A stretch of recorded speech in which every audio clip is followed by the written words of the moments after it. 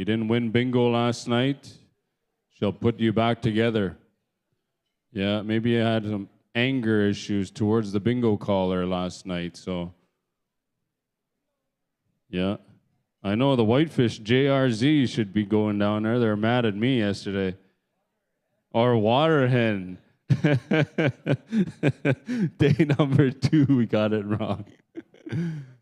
We got one more day here, okay? One more day. So also, there's going to be 3 breakout sessions, 3 happening at the same time, so you'll be able to hit each one. We're going to start them off at 11 o'clock till noon. And remember that our lunch hour is crucial. We got to stay within that time frame as well, right? That way. And then in the afternoon, we've got Dr. Cassandra Phillips is going to be one of the afternoon keynotes. And then we're going to continue on with Becky McLeod, David Ambrose, and Jennifer Markowski. They're going to be facilitating the breakout sessions here this morning and this afternoon. So once again, if you want to go sign up for Energy Healing, I know there's some people here this morning bright and early trying to sign up for that. So you can go downstairs and throw your name on the sheet. So we'll be starting here in 15 minutes. Yesterday, a lot has happened yesterday. I'm sure, I think I'm probably feeling it too. A lot of energy comes through here in these events, so it's draining in a different way. It's not so much tiredness, but we're spiritually, emotionally, mentally drained. Physically, we can continue moving forward.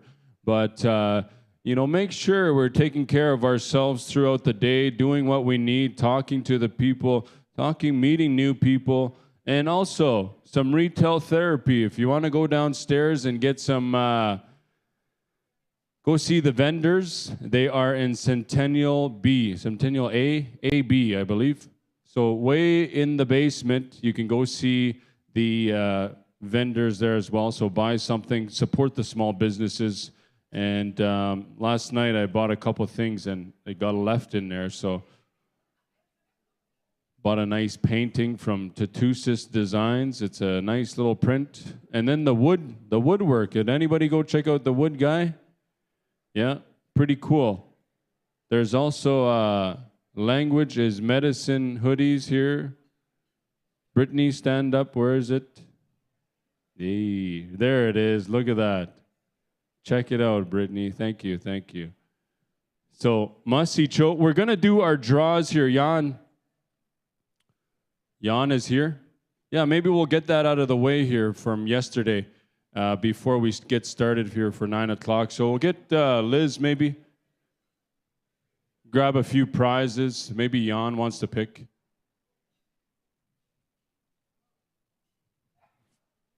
From yesterday.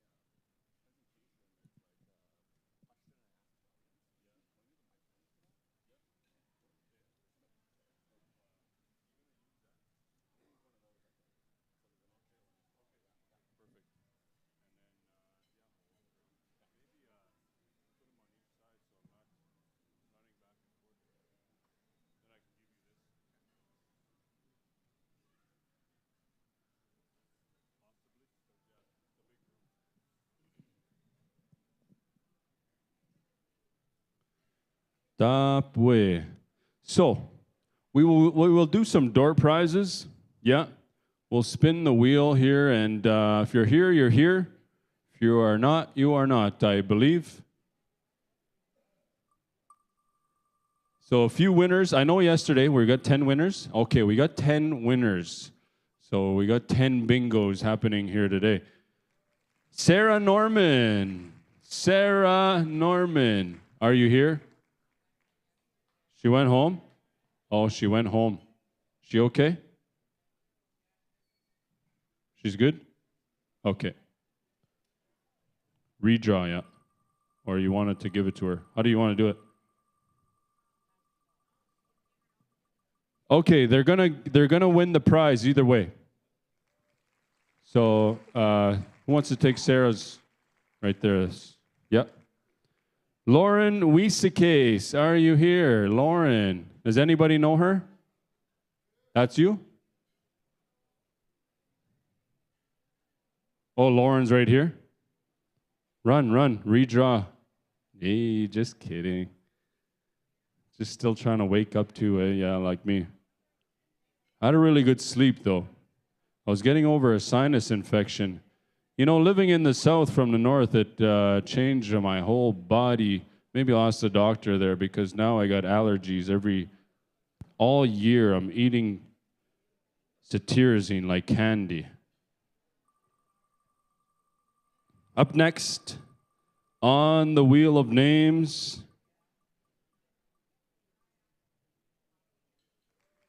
Walter Nicotine. You are the next winner, Astam. Come on up. You're the next contestant on Full Circle Price is Right. You're going to have to answer one question. Will the Oilers win the Stanley Cup? Yes, he says. Okay, yes. How many Oiler fans here? Hey, yeah. Yes. Montreal? Any Montreal fans? Yeah, pretty quiet over there. How about Toronto? Oh, yeah. The bottom of the barrel. Yeah, that's where they belong. Yeah. Well, at least Austin Matthews can perform in the Olympics. One more. Lydia Ikeji. Lydia.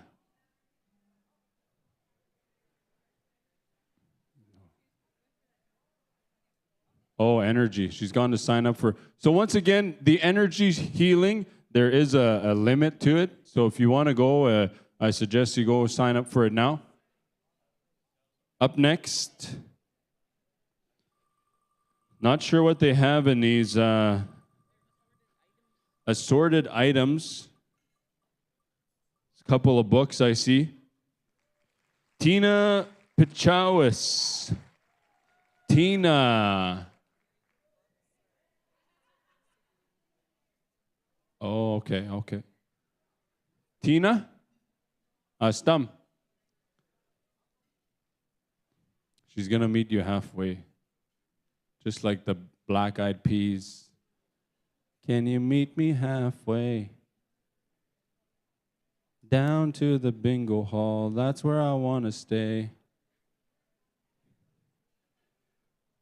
Up next, DJ, spin that wheel.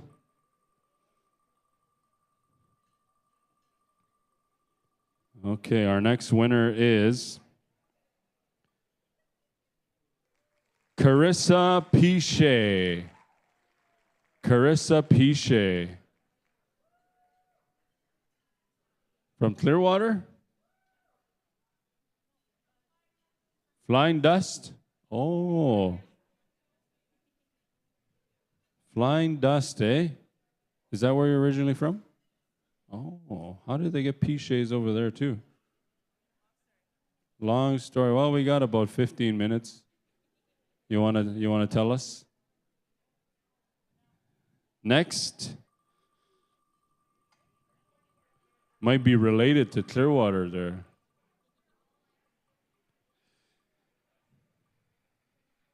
Kim Reed. I don't know if this one's rigged here. Kim Reed. Oh, there she comes. Liz is like, yes, my baby one. Hey. Next.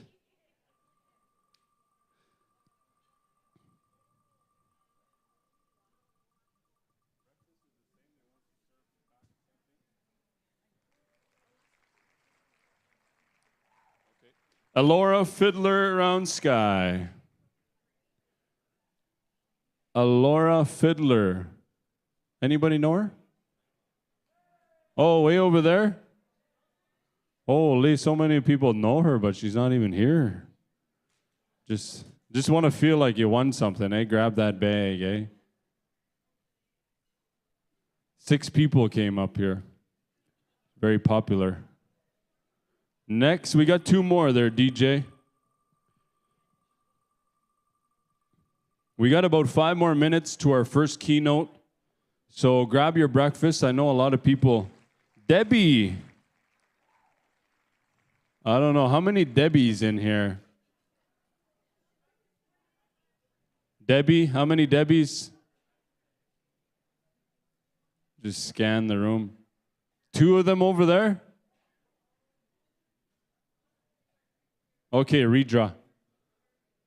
Got to put your last name. First and last name.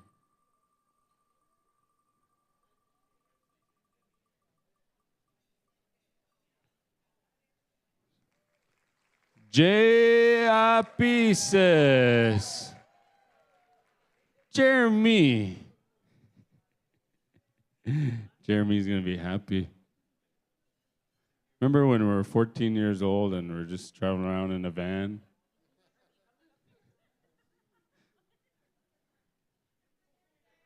Those are the good old days there, JB. Okay, one more, DJ.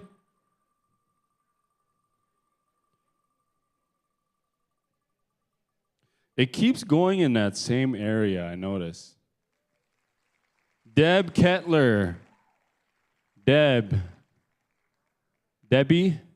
Deb. Does anybody know her?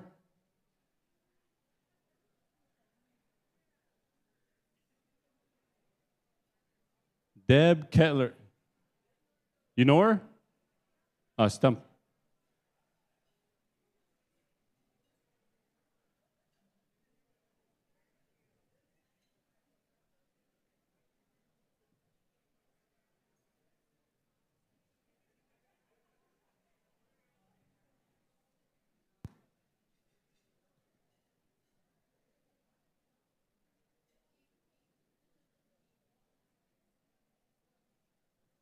So, ladies and gentlemen, friends and relatives, I'll get you to take your seat, grab some food real quick. You got about 4 minutes anyways. Make your way to your tables. So once again, after our keynote, we will have a nutrition break for 30 minutes, and then we'll go into our breakout sessions. There are 3 breakout sessions, so you can hit each one. They'll be going all at the same time. So you can stop in if you want to move around, but please be mindful, respectful, as there are other people, looking to learn and continue their own personal education that they can take back to their home communities. So thank you very much. And also, yesterday, man, we got to give these young kids a big round of applause here this morning because they're not with us here today. So give them a round of applause here as they shared their hard truths with us. It takes a lot of courage to come up here and stand and face, your aunts, your uncles, your relatives. It's not easy, especially in a res. We understand that a lot of stuff doesn't get held in. So that trust, we thank them for giving us that trust that we will keep things here, but we will continue to help them as they go home and live their young lives and pursue their dreams for the future. So thank you very much to the young people. Also, Okima and Brett Muswa for hosting them. It's good to be able to connect with young people, and they have that gift. So thank you to them as well. So today, thank you for the breakfast here, TCU Place, Masi Cho. Hi. It's good to start off the day in a good way. And also our elders this morning, as they lift the pipe, there's going to be one more day of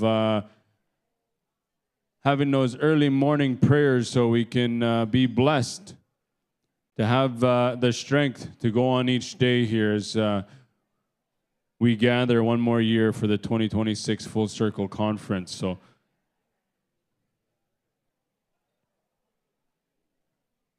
So once we get everyone seated here, we'll start with Dr. Grant Bruno, and then once again, 3 breakout sessions.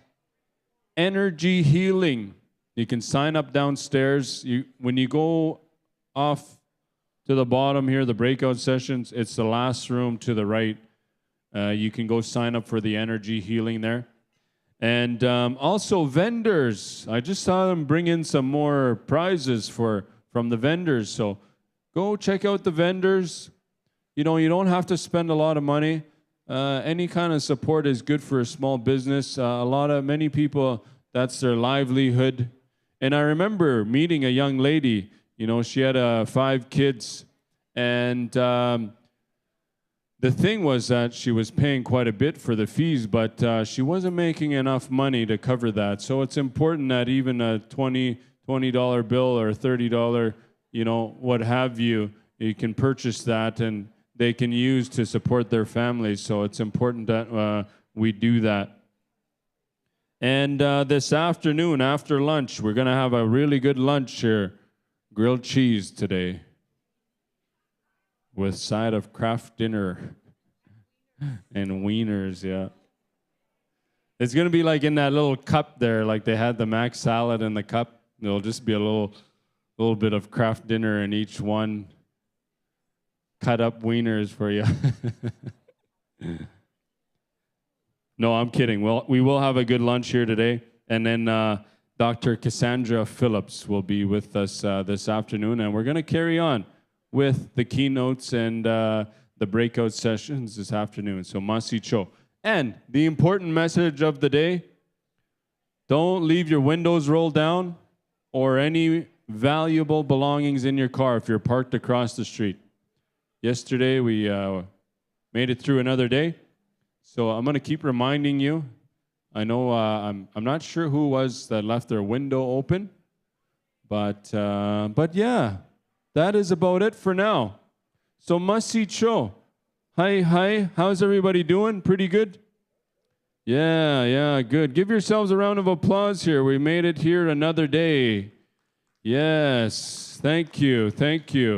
It's beautiful to see everybody here. You know, everybody looks like they came out of a Sears catalog. Yeah. At Christmas time, you know. Just everybody's beautiful like it was in a wish book. So thank you very much. You know, as we continue on with the day, make sure we're interacting with other people, meet new people. I know we see one another at different conferences, so learn as much as we can. Continue to listen. A lot of conferences is not just about, sitting around and taking in information. It's about building connection and relationships so that we can network with one another. You know, there's Dene and Cree communities. We can learn from one another in our own ways. What they're doing over there, we can probably bring that back to our community and we can share with our young people. So, Masi Cho. I just have some housekeeping. On every table, you have a little basket of fidgets. You have some pencil crayons, and you have some coloring pages. This is just things that we put in our toolbox as strategies to keep our minds focused. It's just a way of a form of regulation. So please enjoy and please use what's in the basket and the papers to do some coloring if you want. That's everything. Alrighty, thank you for that. So, ladies and gentlemen, one last call here. We'll give you 30 seconds to sit down, and we'll give your undivided attention up at the stage here. Thank you for that. Please be mindful, respectful. You know, sometimes, for me, I was the class clown. I like to make noise and be funny, you know. And I never looked at other people. So when you're sitting there, be mindful of other people at your table that we might hinder them in a way that they might not hear something that they're looking for in their own journey. So be respectful as we bring Dr. Grant Bruno up here. And this is, I got a bio on my phone here, so I'll read as much as I can.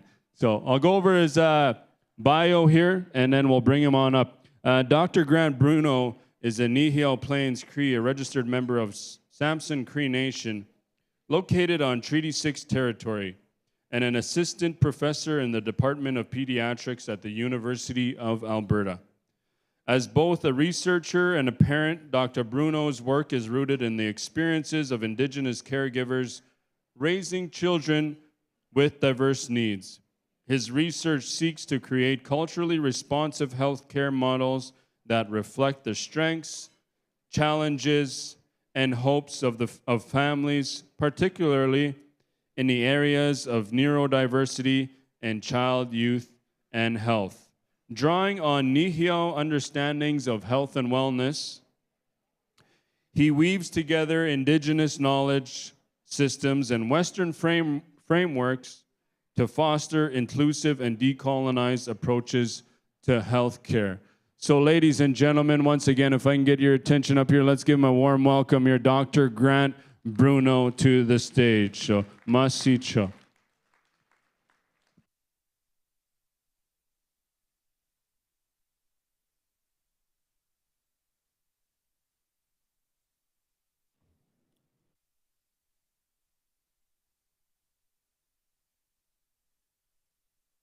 Me. There we go. I thought I was going to come up here and say, Tokamak. You know, the work that I do, I think it's important to understand that what I'm about to teach you today and the knowledge that I'm going to gift you has the power to save people's lives, has the power to influence our families and our children in ways that go beyond our traditional or conventional understandings of neurodivergence. And so today, I think it's important to recognize, where we come from.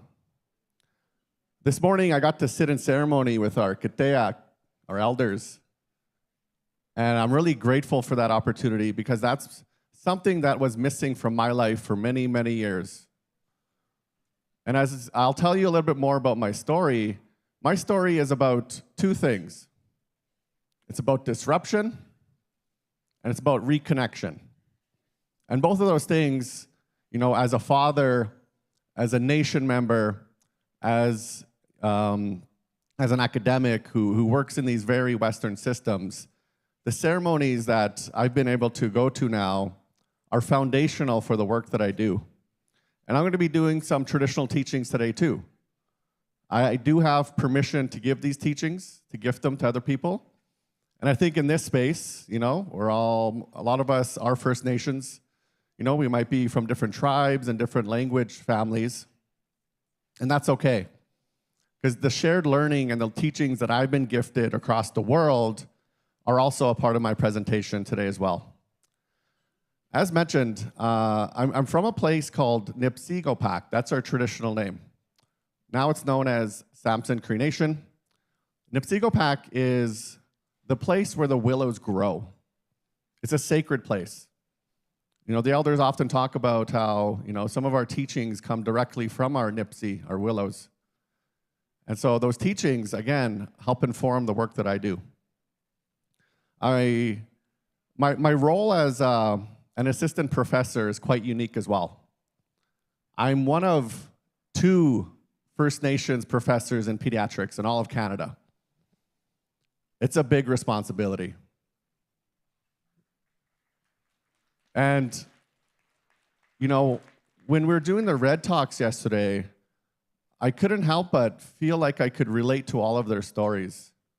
One of my really close cousins growing up was murdered when we were 18. I've lost family to suicide and addiction, and the trauma and the heaviness that comes from that is still something that I'm trying to work through.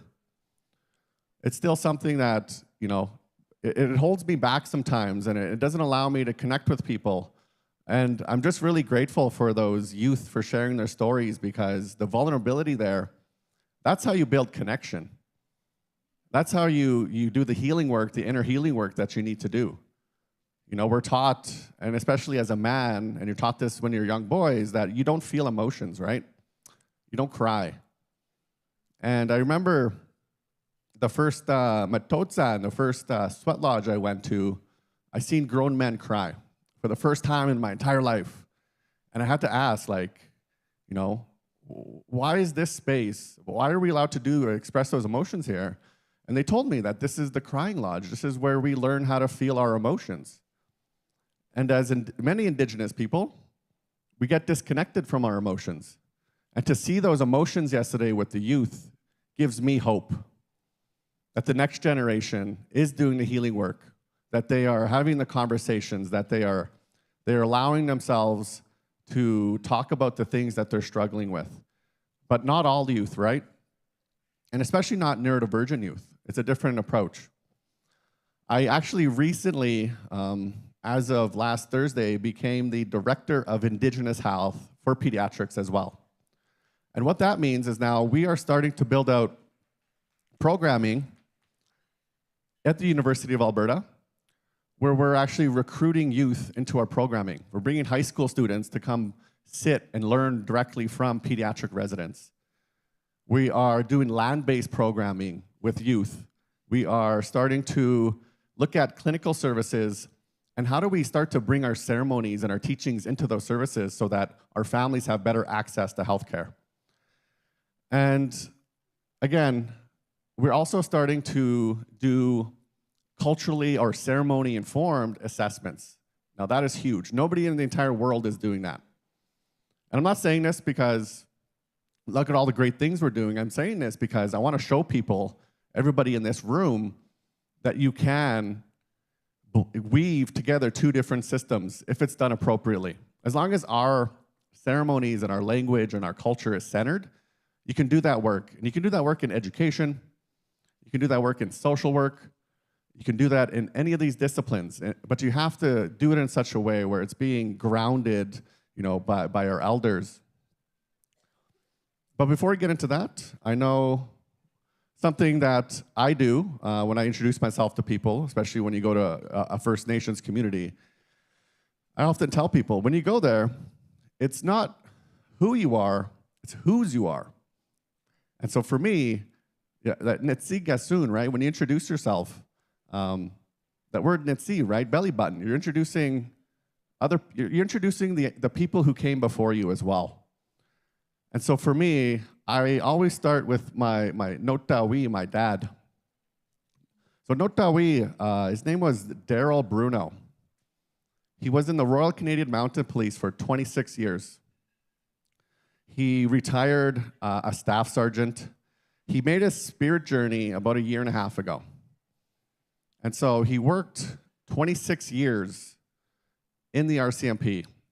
And what he taught me was that, you can really have positive impact in your community and still work in these very colonial institutions. The RCMP was established to suppress First Nations people. That was the original intent. And we had many conversations about that, how he worked there, and sometimes he would see things from his own department and from his own colleagues, and he would have to intervene. Because again, where we're from, a lot of these, Muniao cops, they're there to play cowboys and Indians. And so he would have to go in and get involved quite often. And many people, 16 of those years that he worked as an RCMP, were directly in our home community of Musqueam. And what I learned from that is that, people still come up to me even after he's passed on, and they don't thank me, but they thank him. And they say, these cops were beating me up and your dad got involved and stopped them. He got me out of this trouble over here too. Because he knew that when it comes to building relationships and really having sustainable impact, that the best way to do that is to show up as a human first. I love this picture. He looks really stoic, right? He's not smiling. My dad had a great sense of humor. And so I was back in Musqueam at a conference just like this. and about 50% of the room were my relatives. And there was a big table of Kiteak as elders there that were sitting there. And I remember introducing this picture and asking the crowd, have you ever, or who has ever, and before I got to finish my question, I seen this table of elders start to put their hand up. And so instead of asking, they thought I was going to ask, who has ever met my dad? But what I actually asked was, who's actually been arrested by my dad? And so I had all these elders.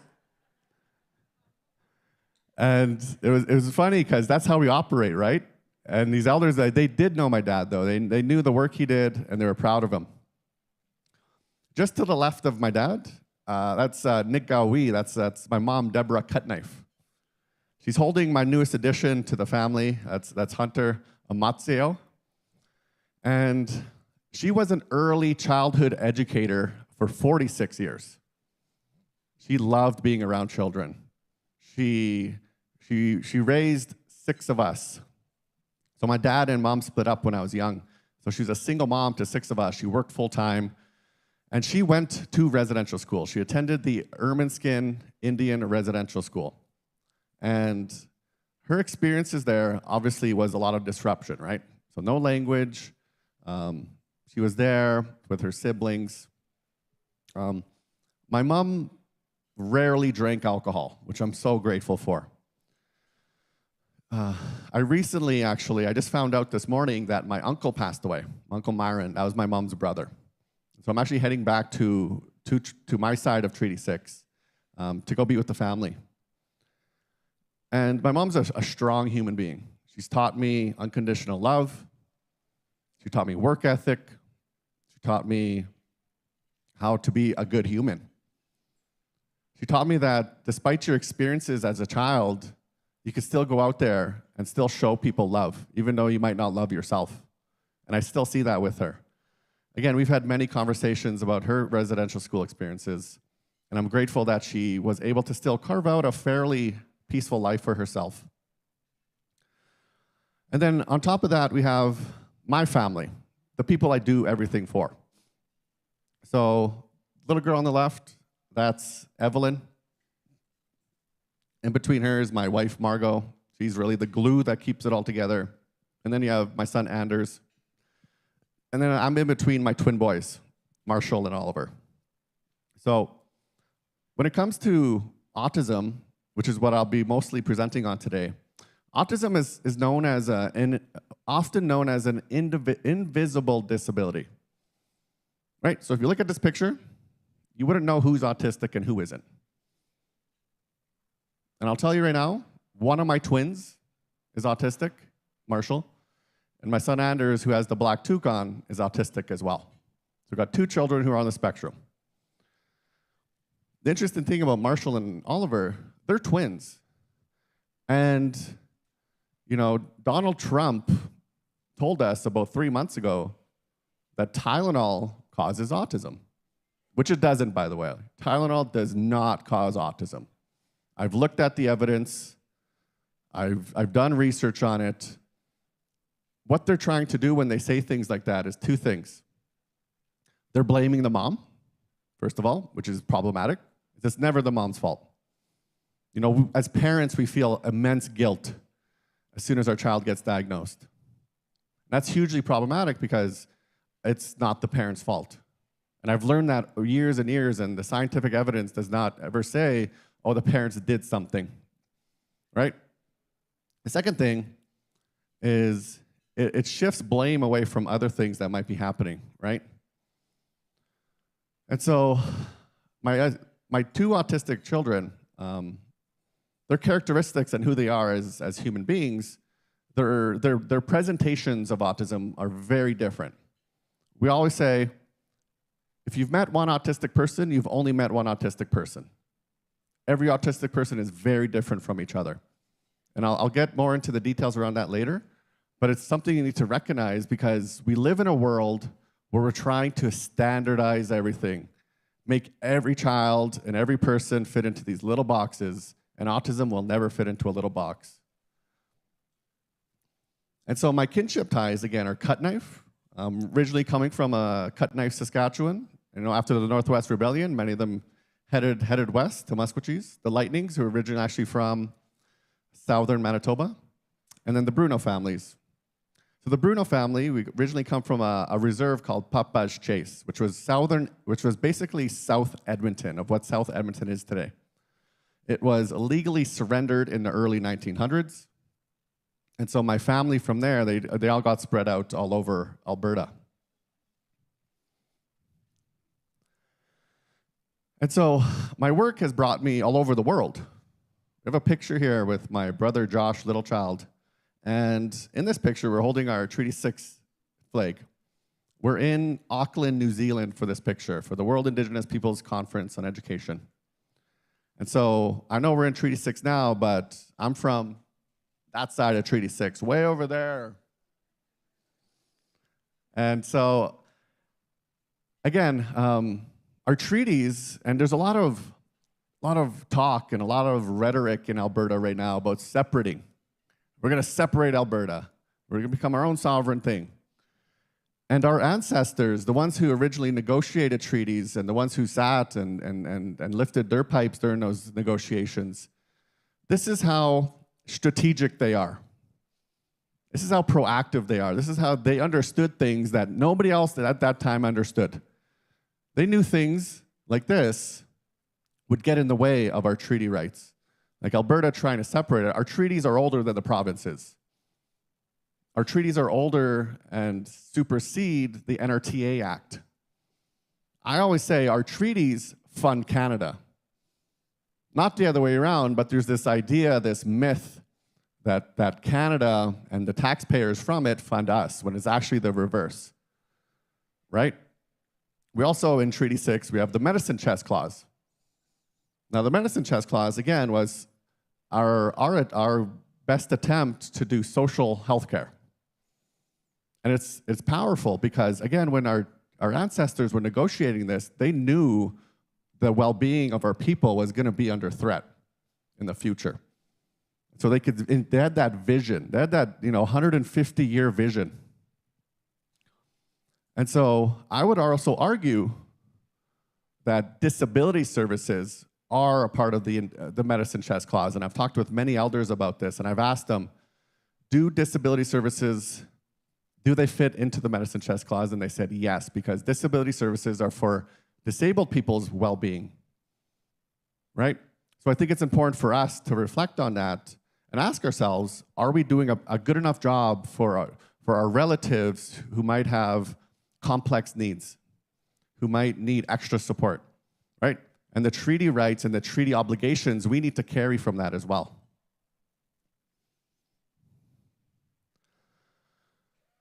So again, I come from a place called Musqueam, translates as Bear Hills, formerly known as Hobbema. Maybe some of the older folk here still know it as Hobbema.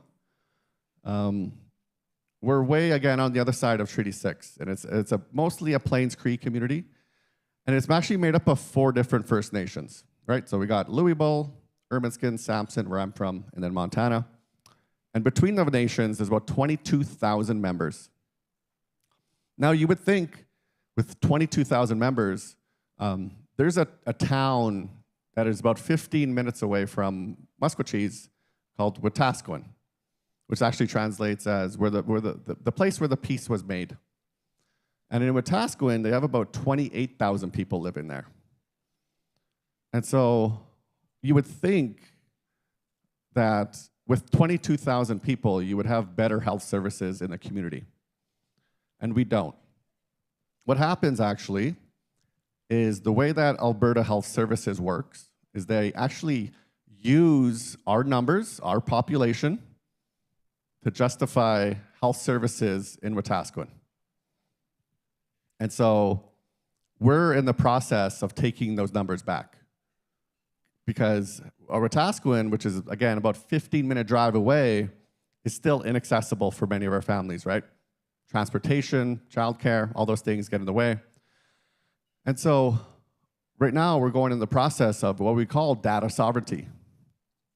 So data sovereignty is us taking our own data for ourselves. And this is important. Data gets weaponized against us all the time. You know, these governments, they take our numbers and they're often inaccurate, or they paint a picture that we're the sickest people and the illest people in the world and we need saving. And that's not true. If you go to our communities, you see a lot of good things happening. You see a lot of strengths. You see people connecting and supporting. But the government uses these numbers to justify discriminatory policies, to justify lack of funding, to justify not doing anything for us. And a good example of this is in 2019, the federal government did a youth health survey for all of Canada.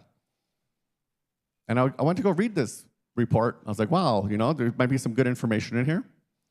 So I started reading through it, and they say things like, there are approximately the same autistic people, non-Indigenous autistic people, as there are Indigenous autistic people. That were the exact same rates. And from what I'm seeing, you know, I was just in Whitehorse, Yukon last week. The week before that, I was in Kahnawake near Montreal. The week before that, I was in Thunder Bay. And every one of these conversations, you know what they're saying? Autism is on the rise. There's more autistic children in our communities today than ever. And I agree, autism is, and I don't have evidence for this quite yet, there are more autistic children in our communities than there are outside. And so this report, when you actually start reading it, there's a disclaimer, an asterisk, that says, we exclude First Nations people from this report. Completely. That is, they're using data, population health stats, quantitative research, and they are weaponizing it against us. And when they say things like autism rates are the same, it justifies them not actually giving us any extra resources for our families. And this happens not only with youth, this happens in social work, this happens in education, this happens right across any discipline. And it's killing us. And we have to start thinking about how do we start building our own data sovereignty principles and programs so that we can start collecting our own information and start fighting back. Bill C-92 and Act to respect First Nations, Métis, and Inuit families is an opportunity to do that. Disability has to be a part of this legislation. It's a legal requirement. And so when you think about what do we do with that, to me, Bill C-92 is like putting on armor. It's like putting on our own protection. We got to protect our children, protect our families. Data sovereignty is our weapon to fight back. But we got to start thinking about it like this. We have to start understanding how this gets weaponized against us. So there are all sorts of colonial disruption and barriers we face, right? And you don't have to go very far, right? The Indian Act. I grew up under the Indian Act, right? I grew up under Reserve. I grew up under the Indian Act governance. You know, our ceremonies were outlawed. I won't get too into this because we already know all of this. And I'm not going to get stuck on the negative things that are happening. But I will say is this is structural, what we would call structural discrimination. You know, when I bring this to outsiders, to non-Indigenous peoples who maybe work at hospitals and work at clinics, a lot of them are surprised. A lot of them are like, I can't believe this is still happening. And it's 2026. And I say, I absolutely am not surprised this is still happening. These systems aren't built for us. These systems are actually doing the opposite. And so this act really has disrupted so much, right? This legislation is the reason why we don't speak our own languages. This legislation is why our health outcomes are so terrible. This legislation disrupts families and kinship. And so despite that, again, there's so many families and so many people like my mom, despite this legislation, refused to allow it to take her to a place where it was all, you know, negative, right? So we have all these colonial policies, residential schools, 60 scoop, fractured kinship system, and this continues to affect our caregiving capacity. So our caregivers, the ones who take care of our children, or overwhelmed. There's an invisibility within autism research, right? So again, when I'm talking about data sovereignty, we do not know how many autistic children we have in our communities. We have no idea. We don't have the prevalence data, so prevalence will say something like there's, in Canada, it's 1 in 50. And that's the Canadian average. Again, that excludes Indigenous people. And so I think it's important to recognize, again, all of our stories are often invisible too, right? So we need to start to connect with each other and learn from each other and start to have a unified front and a unified opportunity to start fighting on behalf of the families that are currently going through this. Some other challenges our families often face: misdiagnosis and underdiagnosis.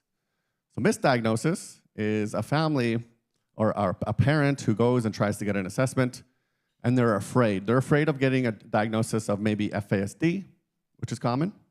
They're afraid of the clinicians or the assessment team being disruptive. They're afraid of being stereotyped, or there's just general fear of services that feel unsafe or dismissive. And all of these barriers, right, that diminish the trust and create harm. Now, this is where I think, unfortunately, many people get stuck, is in the negatives. What I'm going to tell you now is we have our own understandings of child development. So we have Nehiyaw understandings. Every tribe, every language, every community, these teachings might be a little bit different, and that's okay. And it's important to start to reclaim these teachings for yourself, for your own families, and for your own education systems. Now, when you look at development of a person, of a human being, we're often taught in our education, in our training, a very linear kind of you start here and you stop there approach to it, right? So here we have something like the stages of psychosocial development. Very academic, very Western, linear, age-based, right? So these things are like how many words are they saying at a particular age, or when did they start talking and walking?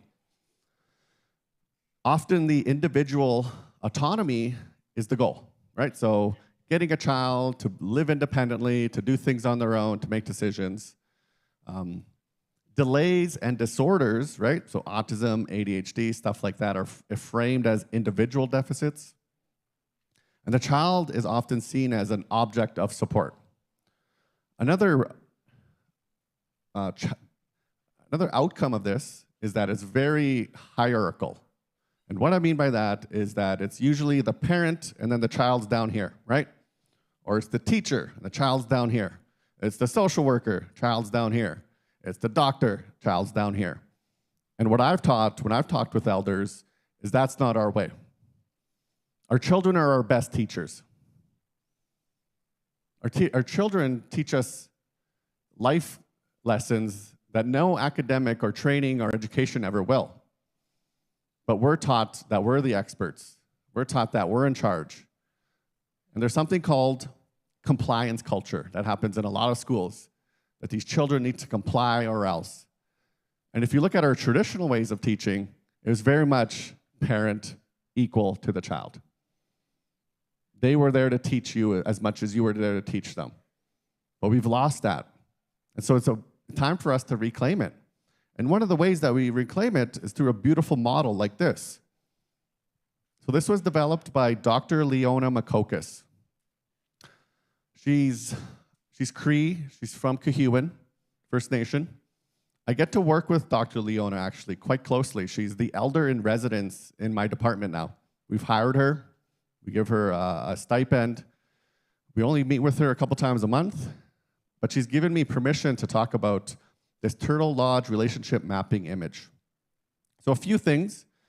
We view, compared to this, again, this is linear, starts here, ends there. Our stages of development are cyclical. They're a cycle. And so if you actually look at our ancestors, Wagomaganuk, and our little babies, Miwata, the happy phase here, they are directly connected. And they're connected, and one of the teachings I was gifted was that, again, our children, I heard this yesterday, our children are gifted to us. And so when children come into this world, they're coming from a spiritual world where they're actually connected to our ancestors before they come here. And there's a direct connection. And so our children are here to teach us about that. Our children are here to reteach us about spirituality, about how disconnected we have become. And I really like the example, when a child comes up to you and they have a rock, they give you a rock, and you take that rock and you're like, okay, sometimes you feel like it's just a rock. No, that child is blessing you in that moment. If that child trusts you enough to give you that rock, it's your responsibility now to take that blessing from that child. Our grandfathers, Asini, the rock spirit, they're teaching us about spirituality. That child is connecting to that spiritual rock and is giving you as a blessing. Now, it's funny because yesterday one of the youth talked about wanting to go to the mountains. Assiniwatchee, the Rocky Mountains. And so the spirits, when you go to the mountains, if you've ever been to the mountains, how do you feel? Do you feel worse or do you feel better? That's your spirit connecting with the spirit of the mountains. It's the same with big bodies of water. There's a reason why humans are attracted to the ocean, to the lakes, to the rivers, because we're attracted to the spirits of that. And so our children are trying to teach us that. But again, we don't want to listen because we're taught in a very Western way that we're the experts. And then you have all the other phases, right? The tapwewen, the truth phase, decision-making phase, right? All of these phases of life. And they're not chronological. It doesn't matter by age. Another teaching was that as men, we don't fully develop until we're 35. I don't know if anybody agrees with that. Maybe a few people. I went to a chicken dance ceremony in Little Pine, actually. And all the Escapueo there, all the ceremonial helpers, were all in their 40s and 50s. And they talked about this age between 30 and 40 where they're living a very dysfunctional life. They're into like drugs and living on the streets, and then they hit 35, and there's like they finally woke up. And they got back to ceremonies. Unfortunately, many of our men don't make it to 35. Again, I've lost relatives now, quite a few of them, who don't make it there. But again, I think our developmental models such as this is what we should be working with. And then in the middle, we have the awasis, right? And when you break this word down, awa is like spirit, like a star person, a star being. And then sis, making it small, sis, sis.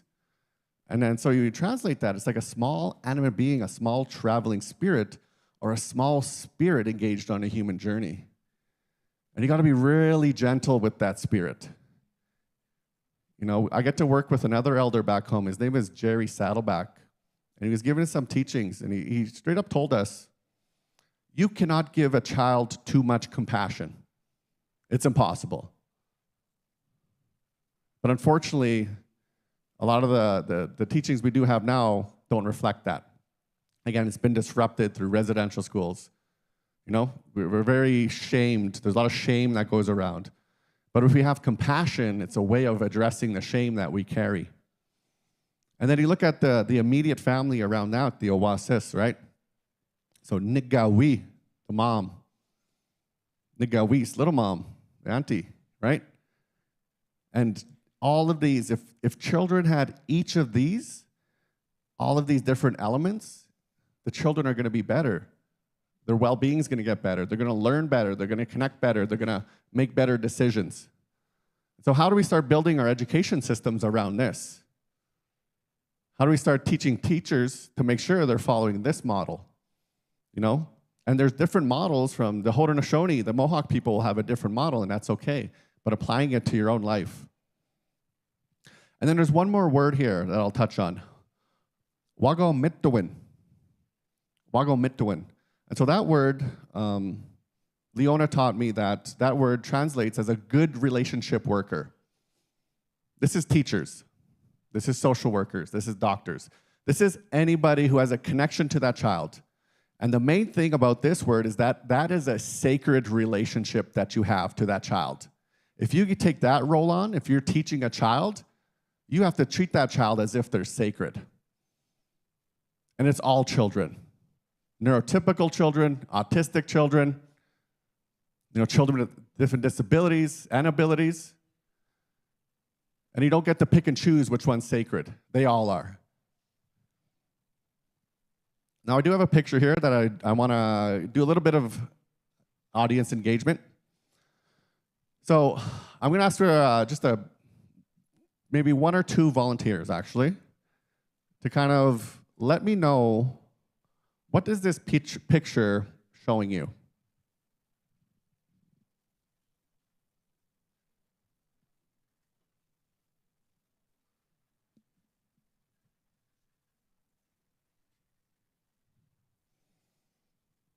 Anybody? So we have a response up here. Connection, she said, but go ahead.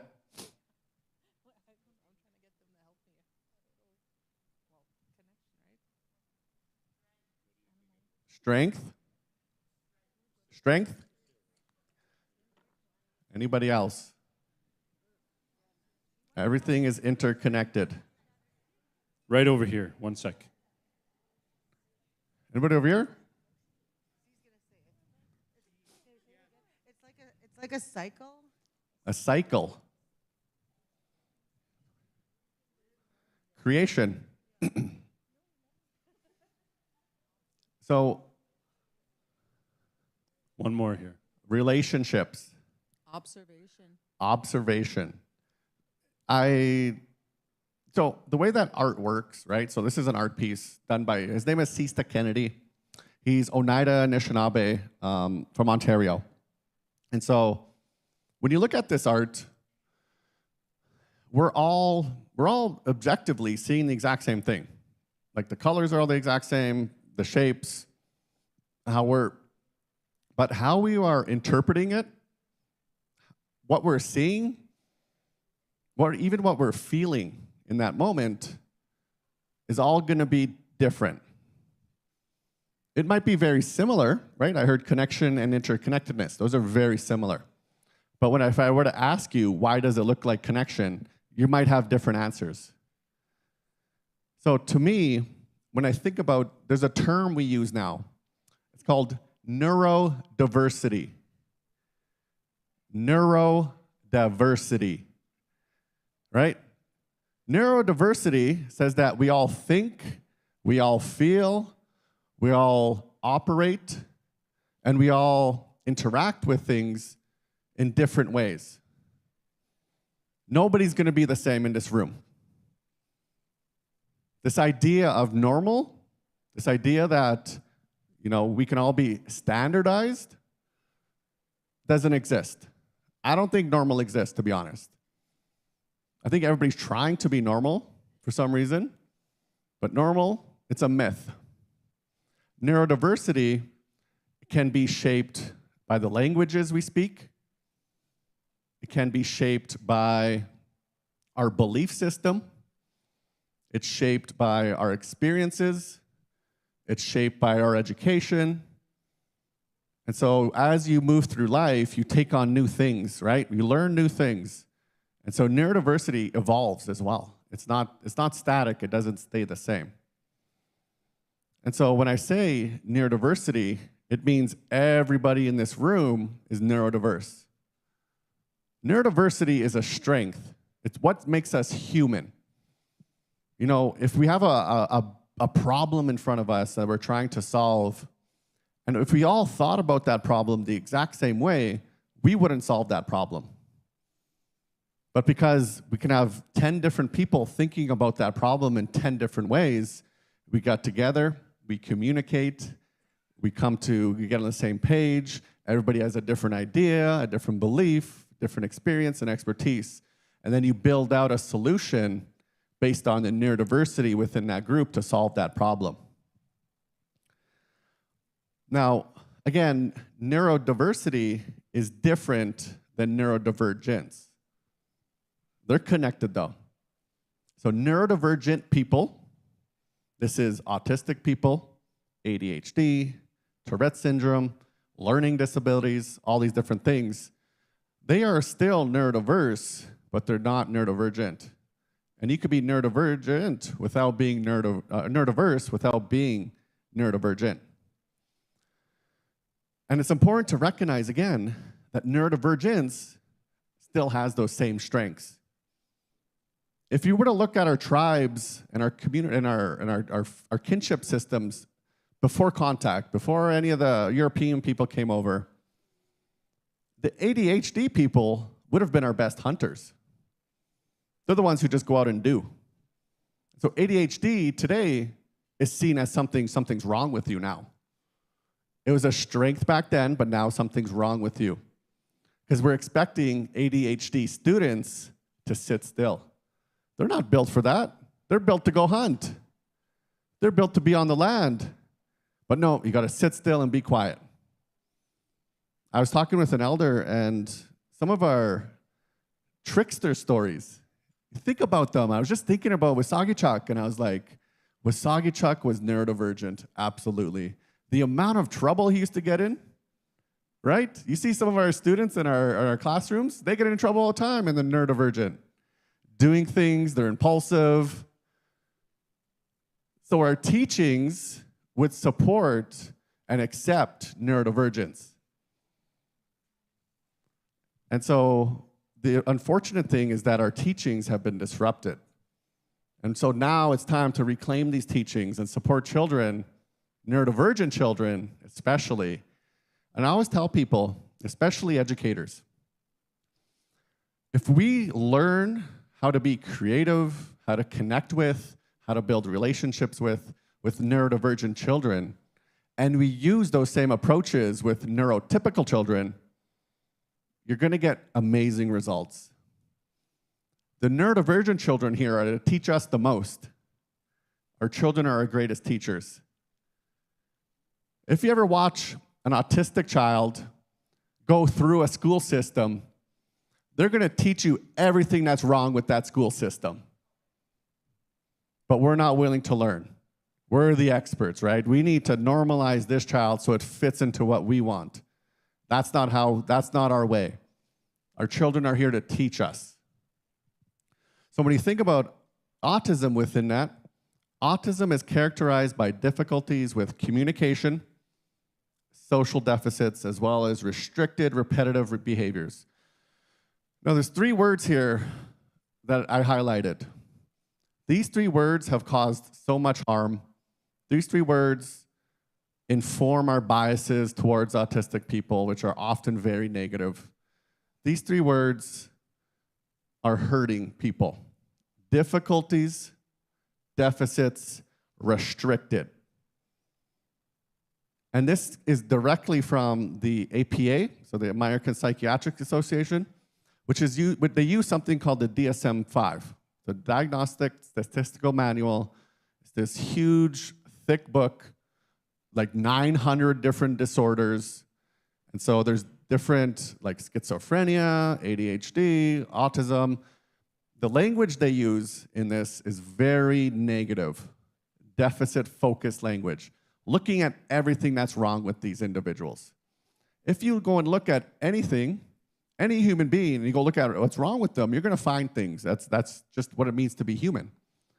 But if you hyper-focus on that, and you're trying to fix them, trying to cure them, and you do it in a way that is cold, that is clinical, that doesn't really understand that, again, autistic people are human first.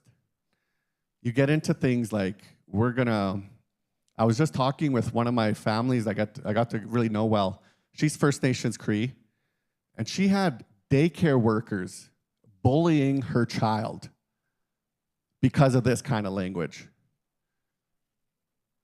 right? And as soon as they got that child, this autistic child, out of that daycare into another daycare where they're actually nice to them, that child started to flourish. So again, we as First Nations or Indigenous people, we can't become the biggest barriers for our own children. We got to be better. And so when you think about autism, this is a very simple way, and this is the most complex way you can look at it. Now, I'm not going to get into the details here, but again, for my children, I'll just talk about them. My son, Marshall, he's autistic, he's on the spectrum.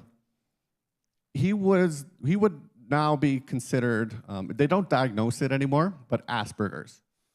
Asperger's used to be like you're autistic, but you still could function in the world. You might have different quirkiness about you. Marshall, who's 16, is one of the smartest people I've ever met. He has a gift for music. He's taught himself how to play piano.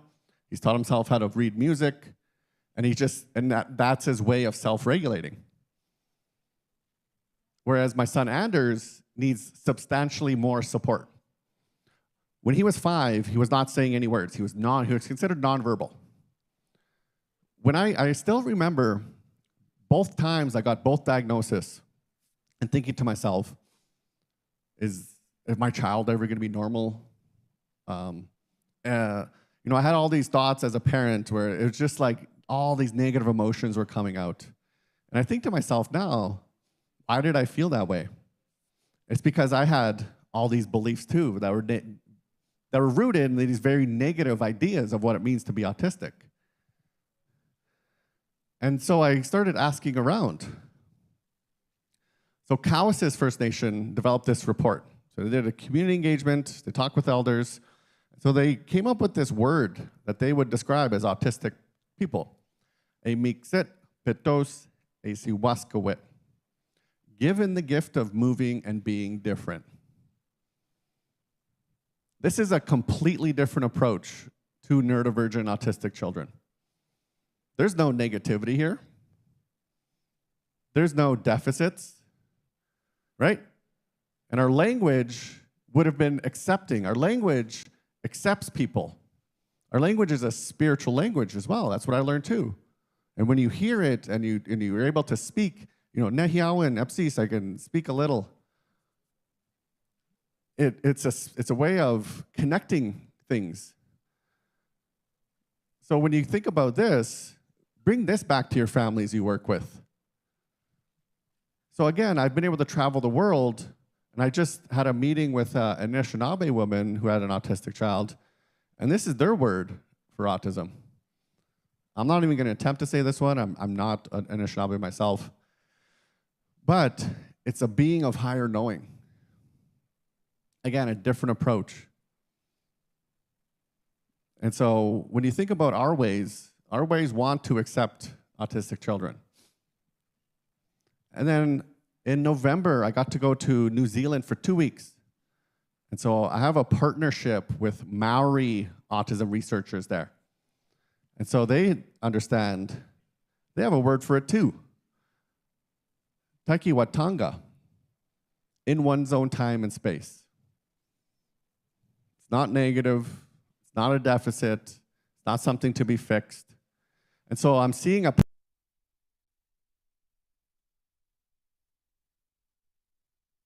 neurodivergence as something to be honored, something to teach us, something to allow us to embrace and love these children and these individuals no matter what.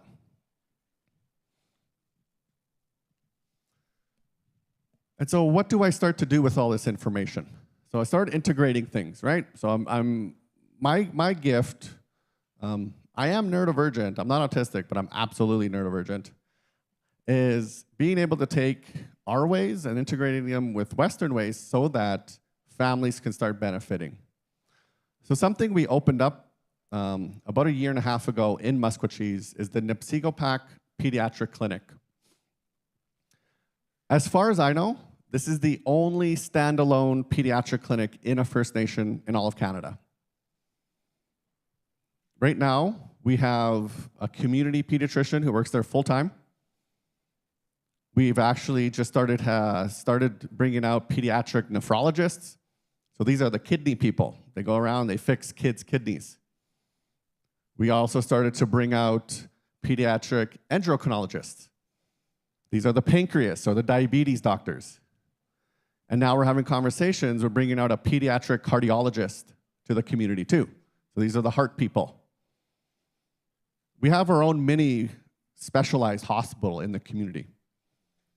And it's all because the conversations we've had and my role at the department of making these connections. Now our families don't have to travel all the way to Edmonton to get their clinical care. They stay right in the community. Now, I'm not saying this like, oh, look at all the cool things we have. I'm saying this because it's possible. This idea that we shouldn't have clinical services in our communities, this idea specialists can't come out, these beliefs, I'm challenging all of these beliefs by saying, yes, we can. We're doing it right here. And we should start doing this across Canada. Transportation is the biggest challenge our families face. And we just addressed that here. The other thing we do here is our community pediatrician, she did a fellowship in child psych. And in that fellowship, she was able to actually start training to do autism assessments in the community as well. So now we have autism assessments. And the thing about that is we've started to bring our culture into that. We have an elder come do these assessments with us. We bring in our furs. A big hit, we do weighted furs. So we have this big wolf fur, and we weigh it down, and the kids just lay with it. And they like that. Our children, our families want to connect with our culture, but they rarely get those opportunities.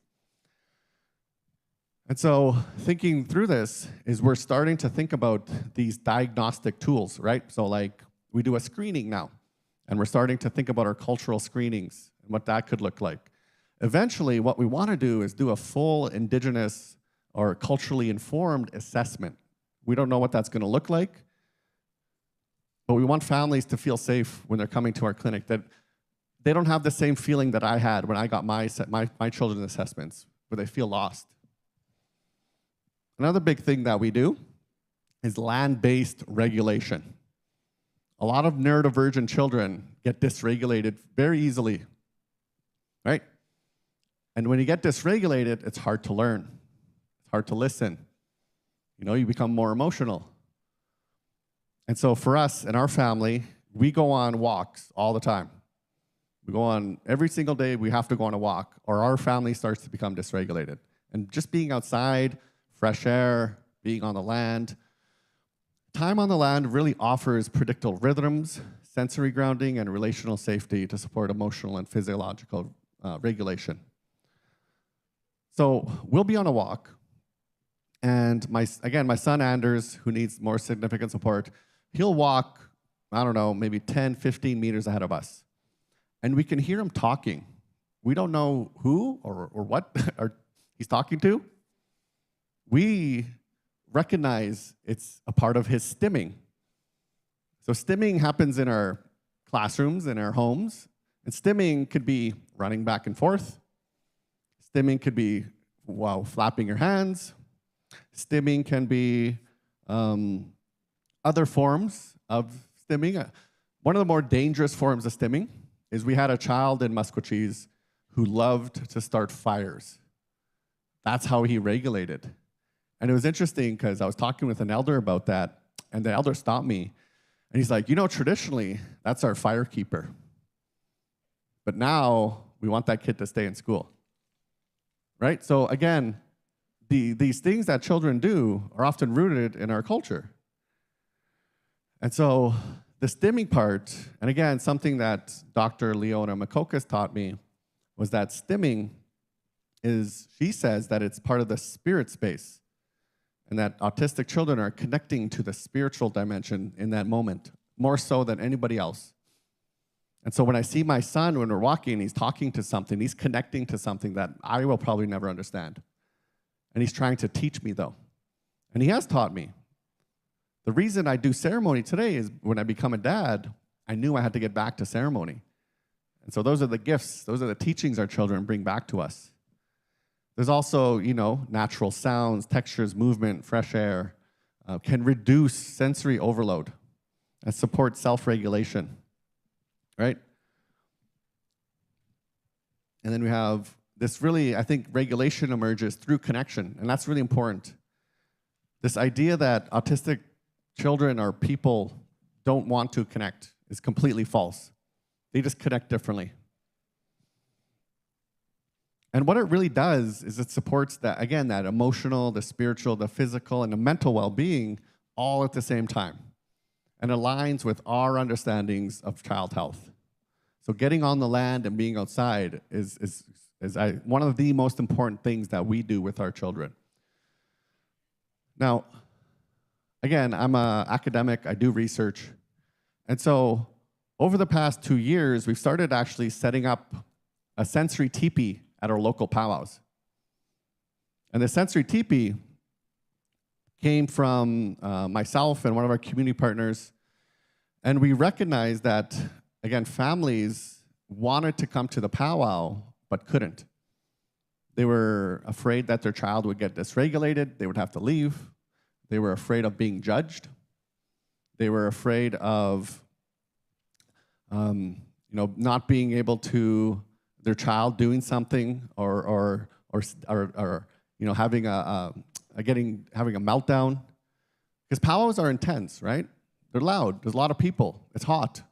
Those are all different forms of sensory dysregulation.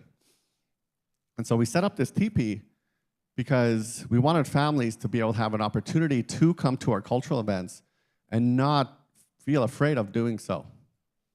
So I'm going to show you what our sensory teepee is all about.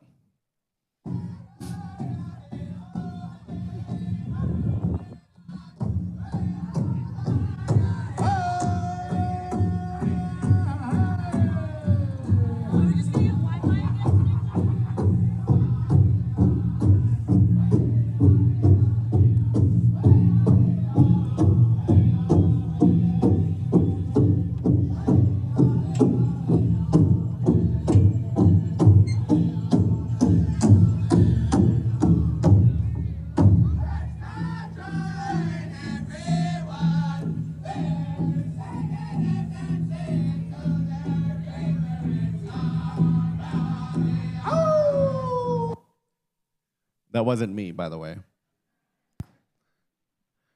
So again, you've seen the wee whipsin, right? The swing. That is a powerful tool for regulation. I grew up in an Indian swing, my mom used to call it, hanging from the middle of your room, back and forth, as a form of regulating ourselves. There's actually an elder back home. Her name is Darlene Auger. She's from, I believe, Bigstone Cree Nation. She actually uses the swing as a form of therapy now for elders. What they were telling us was that the swing actually mimics the womb. So when you're in the womb and you're walking back and forth, your motion, right? It's like and what it can do is it gets you into such a regulated state that you can actually process emotions a lot easier. And so that, to me, is one of the most important things, I think, in the sensory teepee.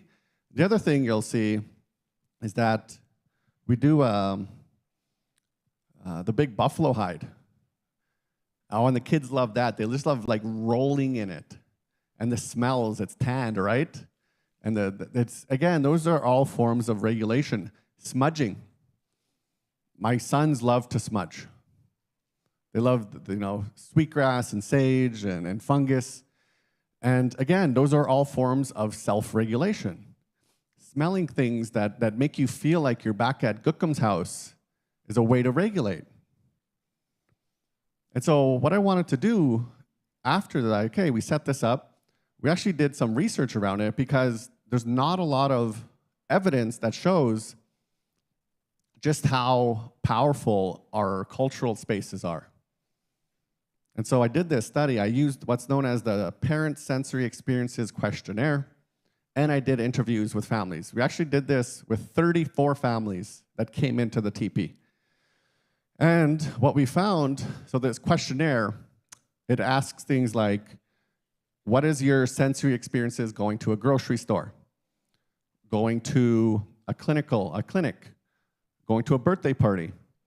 And so it asks about 20 questions. And our question was, what's it like going to a powwow?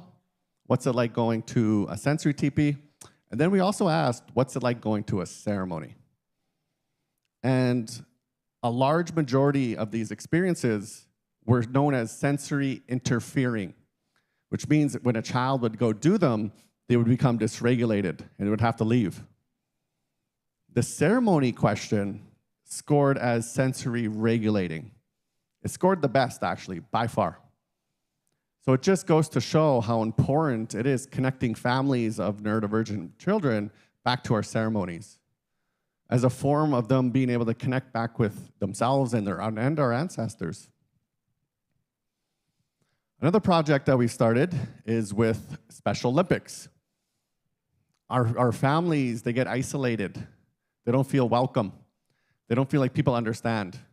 And sport and recreation, as we all know, has a huge impact on an individual's well-being. And so we planned out the full day. We started again with a ceremony, and so we have our elder there, open it up as in prayer. And then we did just conventional Special Olympics activities, right? So like bocce ball, cornhole. But then we started getting into the Indigenous games in the afternoon. So the first one we played was lacrosse. Now, I've been able to visit the Six Nations. Huge lacrosse over there. Haudenosaunee people, you know what they call it? They call it Creator's Game. It was a game that was gifted directly from Creator to them to stop all the wars between the Confederacy over there. It's a spiritual game, too. And so we had all these neurodivergent youth playing lacrosse, and they loved it. I really feel that the spirituality of our activities is a way for them to connect. The other games that we played with them were hand games, another spiritual game. And so these hand games, again, they loved it. They're having a blast. We actually had an occupational therapist here as well. And they start looking at our hand games, and they're like, that's occupational therapy. That's one of the best things for occupational therapy. Taking turns, you have to communicate. You have to be able to understand the rules of the game. Those are all things that you do within occupational therapy. And so again, take these ideas back to your schools. Take these concepts and activities back to your families. And so I did another study where I went and sat down and I had tea with 16 elders, all from the Alberta side of Treaty 6. And they taught me so much. They taught me, again, some of the heavier pieces of what it means to be neurodivergent, in that, some of the elders talked about in residential schools, sometimes children with intellectual disabilities would just disappear. And that's heavy. And so what we did is we had a feast ceremony for those children, because we don't know where they went, but we wanted to call their spirits in so that they could continue their journeys if they needed to. The other thing, this is what one of the elders talks about. So an elder here says, in English, well, it's their special needs. In our world, they're sacred children. All children are sacred, but the ones that come out with disabilities are even more sacred, because they come out with a different view on life. They come out with very more different gifts that they have that normal children don't have. So it's more of a higher sacred thought to look at that child and look after that child more, and protect that child more. Now, again, this teaching has been disrupted. I didn't get this teaching growing up. And when he was teaching me this, I was thinking to myself, how powerful it would be if we all embodied this, if we practiced this in our school systems, if we practice this in our homes, if we practice this in the clinical spaces. And so now I'm gifting you this teaching. But what can we do, right? Honor diverse ways of being. And I think by honoring and celebrating and wanting to support, that's where you build real meaningful connection. Relationships always should come first, right? We have a word, wakotowin. The relationships over the curriculum. Prioritize the relationships over the clinical work that happens. The relationship should always be prioritized. Reflect and challenge some of the ableism. Now, something that colonialism has done in our communities, it's created a lot of ableism. So ableism, much like the other isms, sexism, racism, many of us have experienced a lot of racism. And that's a form of discrimination, and we don't like it. We don't like being discriminated against. But the amount of ableism I see from our own people towards people with disabilities is not okay. And things like, those children don't belong here, they belong over there. That's ableism. Oh, I don't need to make accommodations for their sensory challenges. That's ableism. Right? First of all, we need to identify in ourselves what ableism is. And do we have our own ableist beliefs? I did, unfortunately. I remember, again, I go back to when my sons were diagnosed. Those negative feelings I had were because I had ableist beliefs. And so I had to go unpack that. I had to challenge my own belief system. I had to become a better person for it. And we have to do this both at an individual level, and we got to call it out when we see it. I do encourage families to get a diagnosis. I understand the diagnosis is colonial. Labeling children isn't our way. It never was. But the systems we work in today require it. And these systems are deficit-based. I know that. But again, when it comes to the numbers and getting services and supports, they look at the diagnosis, and that's it. They don't look at ifs. They don't look at speculation. You need a hard diagnosis. And on top of that, getting a diagnosis as an adult is much more difficult than when you're a child. So starting that process earlier, and then the diagnosis acts as the key to funding. So if you want to go get funding from various things, you need the diagnosis.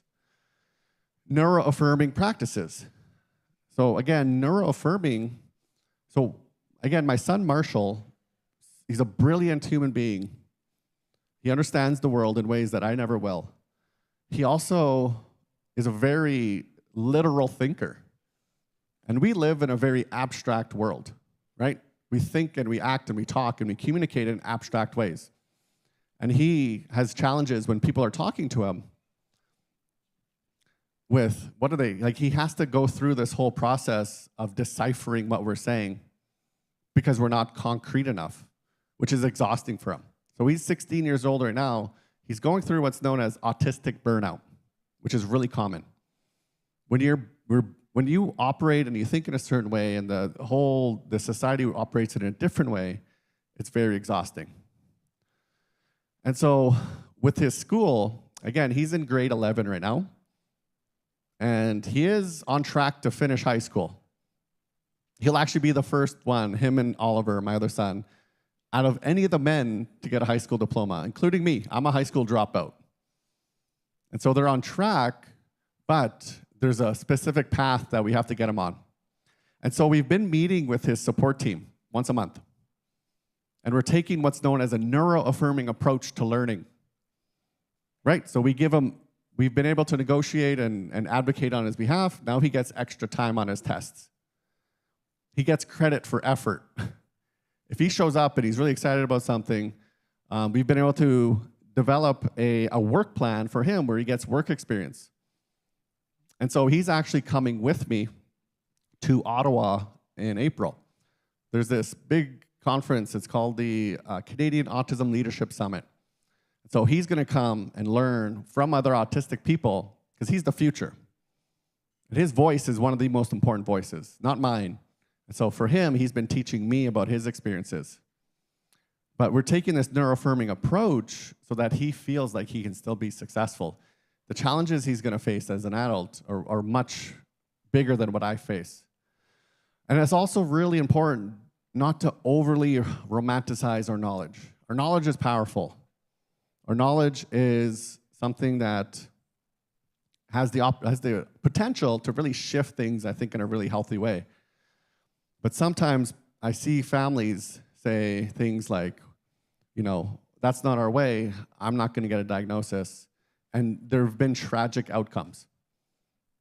So, for example, there's a family in Maskwacis, their child was a runner, right? So their child would elope, run away all the time. And so they actually had to lock that child into their room with locks on the outside. And they refused to reach out for help. They refused to get an assessment. They refused to do all these things because they kept saying, that's just not our way.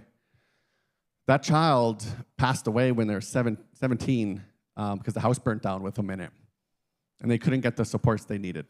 And I think about that child all the time and think to myself, again, what I'm teaching here today can save lives, literally. But I do want to leave it on a couple of good notes here. So again, here's myself and Dr. Leona Makokis. Highly recommend, if you get a chance, look into her work. She has things on attachment theory from a Cree lens. She does a lot of work. She actually submitted, it's called a SSHRC application. So it's this big funding body that the Canadian government funds. She actually submitted a 10-page proposal in all Cree, the first person ever. And initially, they rejected it.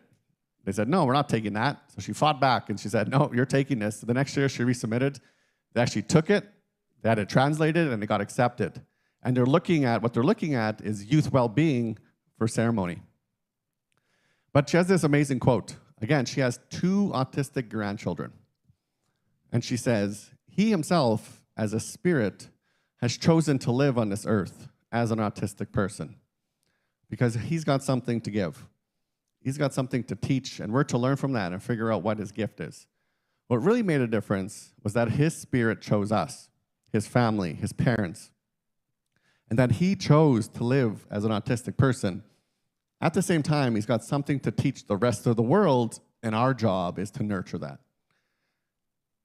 Again, I didn't grow up with this teaching, but now I'm gifting it to all of you, which means that you're now responsible for it. The elders sat me down and they said, Grant, these stories you're collecting and this knowledge that you've been gifted and you're gathering, you're now responsible for it. And you're responsible for taking it out to everybody else so it can help them on their own journeys. And so another thing we got to do was during my PhD, I got to film a documentary. It's a full-length feature. And it's just about me and my family, really about me and Anders, actually. And we do all sorts of things in it. We go hunting. We go to a powwow. We go to a sweat lodge. He gets his Cree name. We do all the things that make us who we are as Nehiyaw people. And I really want other families to learn from this, that we could live traditional lives with autistic children. We still can, absolutely. And so I'm going to show you a trailer for it.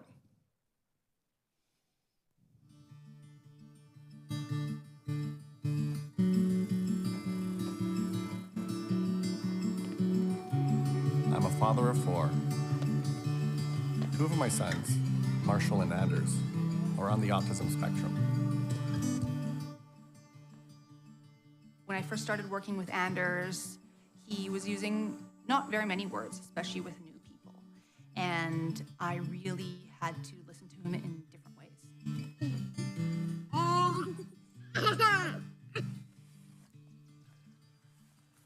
You ready? I'm ready. Okay. One of the cultural teachings that I was given was that autistic people are actually closer to the spirit world or the spirit realm than almost everybody else.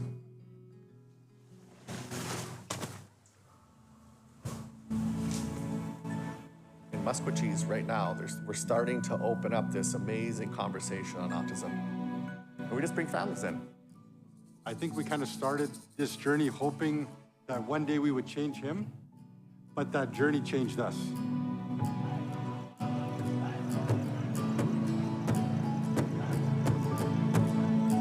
I continue working through my children, and just good things are happening, and I think that's exactly how it should be.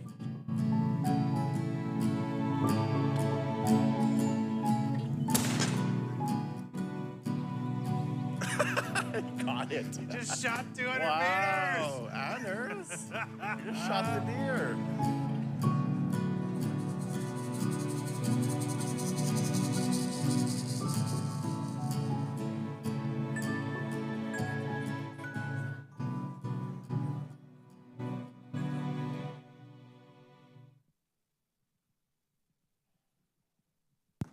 So if you want to watch that film, this QR code will take you to a website where you can either rent or buy it. I do not make any money off that film.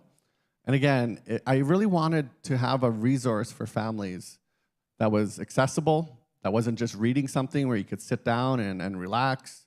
And the film was done by an Abenaki filmmaker. Her name is Kim Obomswin. And again, it really, I think, shows a neuro-affirming approach. The other thing that I would describe the film as, it has like a spirit to it. Like you can connect with it. And it really shows that we can do the cultural things, that we can do the Western things as well, and still have success for our families. So with that being said, I do want to thank you all. I think we have about 10 minutes for questions. Naskomo, and thank you. Exe.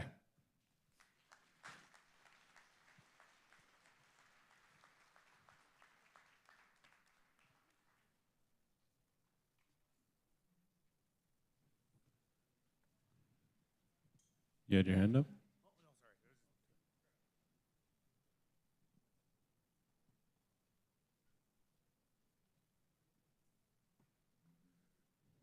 Any questions over here? Just pretend you're on Facebook.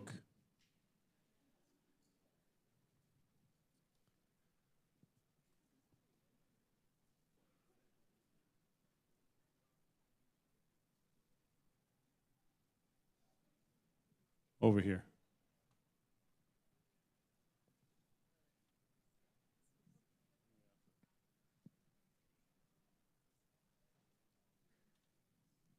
Thank you. Nanaskom tinakapix ko notes. I thank you for your talk, and I so glad that our ways are being recognized and that the labels given to our children are wrong. The gifts given to our children, whether they're autistic, dyslexic, or ADHD, is a gift. And I think growing up, I would have been maybe, my family always says, you probably would have been the poster child for Ritalin, they said, you know. But I want to share a story with you. My niece was diagnosed dyslexic, and it brought her down. And her mom and my sister tried working with her to help her overcome this dyslexia. And then I took her aside and I said, Taylor, I said, consider it a gift. I said, I'm not dyslexic. I just see things straightforward. I said, you've been given a gift. Don't look at it as a disability. I said, you've been given the gift of looking at something backwards, sideways, upside down. I said, that is a gift in itself. I said, I don't have that ability. I said, I'm straightforward. And, it took a while for it to register. But in the last little bit, like she's realized that it is a gift. And she knows that, she's always going to have trouble with reading or writing. But she's embraced the other gifts that she has, and that's artistry, makeup artistry. I was telling my friend Rose here, she can put makeup on somebody and make you look like real. And I said, that is a gift, Taylor. And, I'm glad you're here, and I'm glad we caught your talk. So thank you. And that's from Canoe Lake.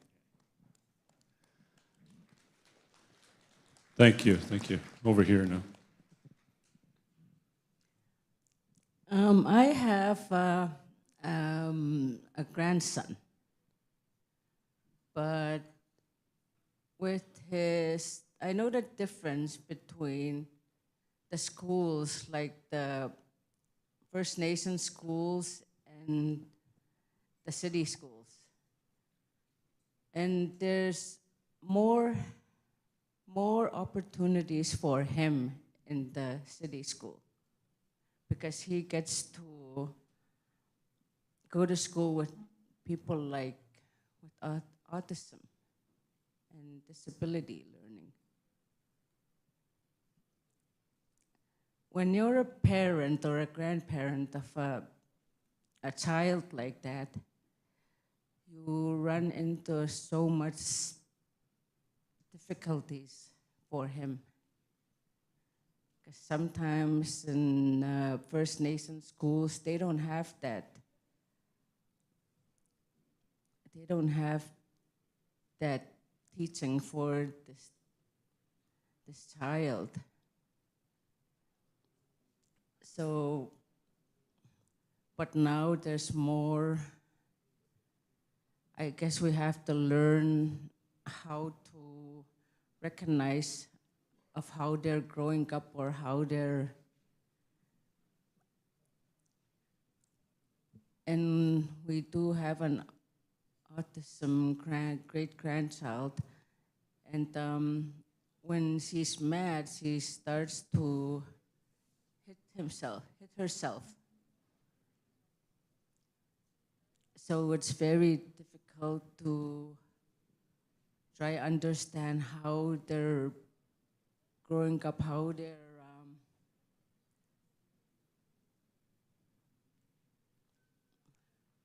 deal with how they're growing up. It's very hard. And a lot of times they get rejected from the health services, the school systems in the cities. So it's hard to live with that. It breaks your heart.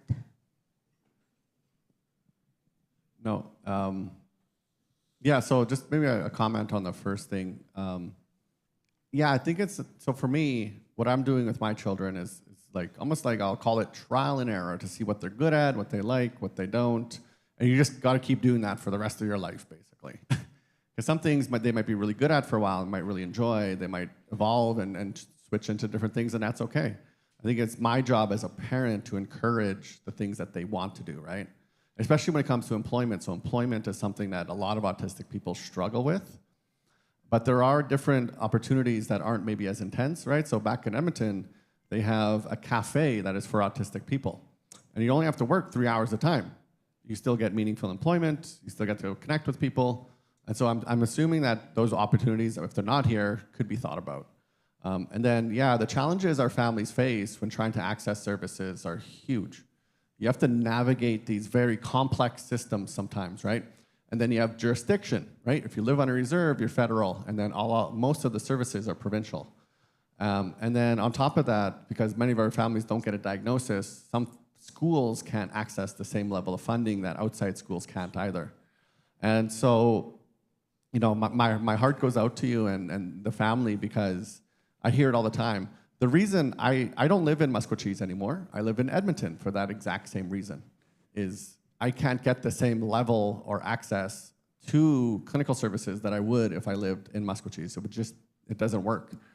And so we're starting to think about these things and starting to have conversations with the province, with our own chiefs, with more families, so we can start advocating more. And one of the ways we do this is in our community, we started an autism support group. So we go into this once a month, we meet. It's parents, it's autistic people, it's elders, and we do different things. Sometimes it's just us talking, just sitting there and just having a conversation. You know, this is what I'm going through.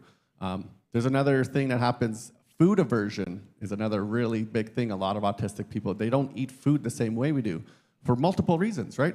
Sometimes it's the texture they don't like. A lot of autistic people have gastrointestinal challenges, right? So they're not processing food the same, and it can hurt them. And so we had a really good conversation, and we actually brought in a dietitian to talk to the families about food aversion. But sometimes our activities, so in April, Mario Bros 2 is coming out. And so we've actually rented an entire theater, and we're gonna do a sensory showing of Mario Bros for the families. Again, just that isolation piece, and I'm sure your family might be going through to it, or your relatives. You have to really address the isolation, because you get really isolated as parents here, because you don't think other parents understand, and you don't want to reach out for help or whatever it may be. And so we've started these different opportunities for families to make them feel less isolated, so that they can come and talk about their challenges. And then we talk about our creative solutions we've came up with over the past few years. Like the hitting on the head, that's a form of stimming. And I really feel if that's happening, I would encourage going out and seeking out a medical opinion on that, right? Because as the children get older, children can hurt themselves a lot more, and things like that. So, but that's all I can really offer right now, sorry. I think, Exe? One more here, one more.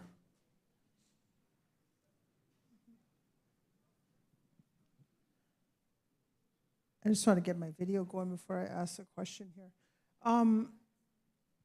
I teach a grade 2 classroom, and I have a lot of high needs in my classroom, and I'm wondering if you have some suggestions for websites that I could look up, or how to best meet the needs of my class while still teaching everybody. There are some really good free resources out there. A lot of them aren't Indigenous specific though. And so we're starting to build out things like we have how to support autistic adolescent toolkit. Again, the sensory items that we use, right? So like the Whipson, the swing, the weighted first, things like that you can look into. But I always suggest is I can give you my card, and what we can do is set up a meeting with me and my team. So my team, I have a team of 4 people that I work with full time. And they're the ones who actually go and connect with families. And then I bring it all together and I take all the information and I teach. But they're the ones who are really creative, because again, there's not very many resources for Indigenous people, unfortunately. So can I give you my card? Okay, thank you. Thank you. Hi. Let's give him a big round of applause here, ladies and gentlemen. Thank you, Masi Cho. Appreciate it, man. Man, I hope that has helped everyone. I feel even more ADHD after that there. Thank you. But we've got a gift for you, Dr.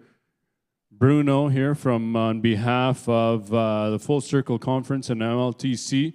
Thank you for sharing your knowledge here with us today. I'm sure it has hit a lot of people close to home.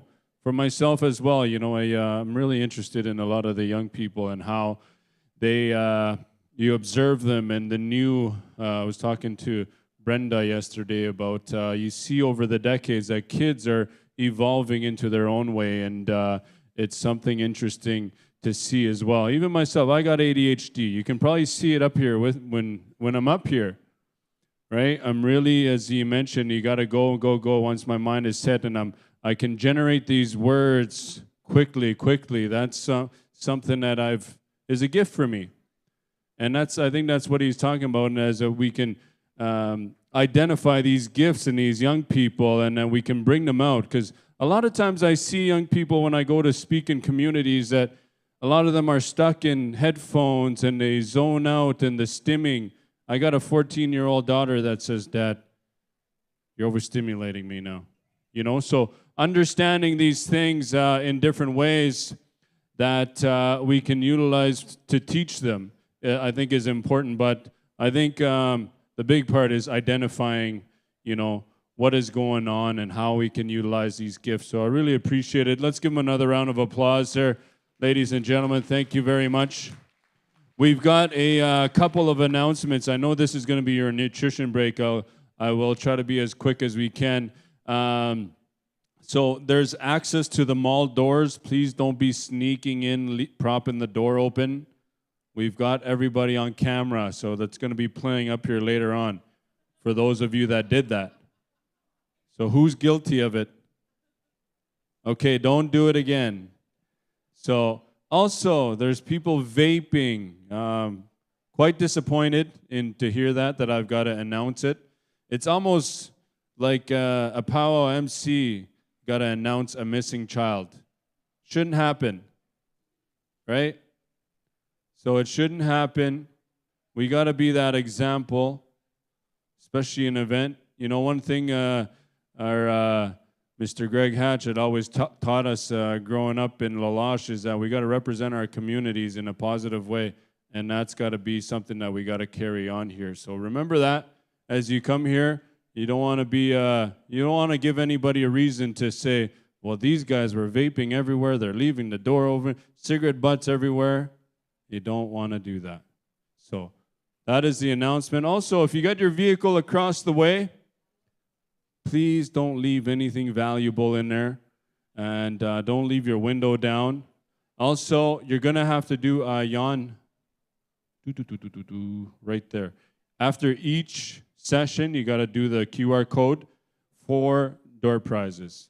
So you're going to go on your break and, commingle with everybody.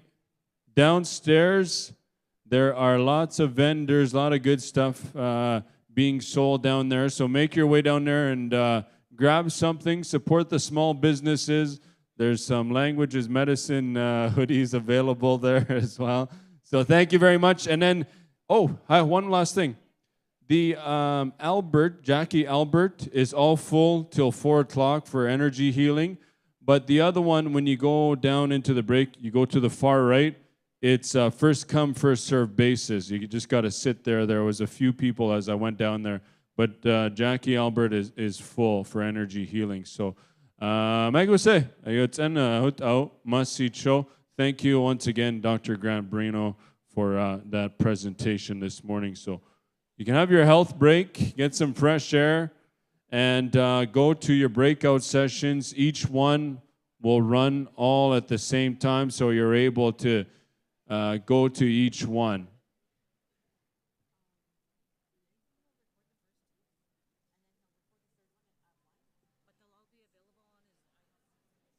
Okay, so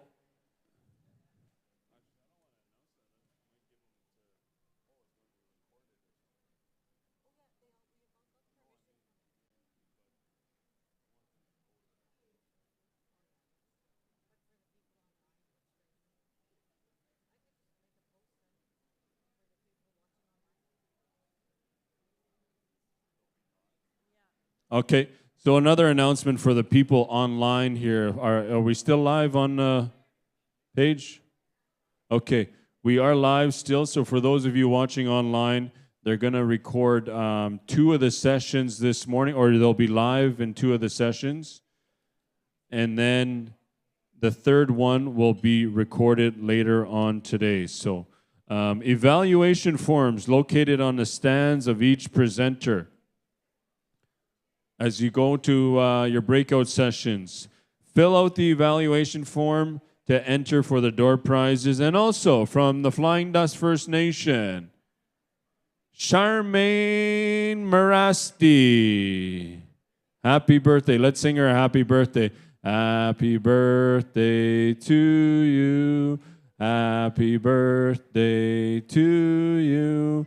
Happy birthday, dear Charmaine. Happy birthday to you. She's happy 35th birthday. Yay. Alrighty, I go say. And breakout session. Oh, Dale. We got cameras everywhere, remember.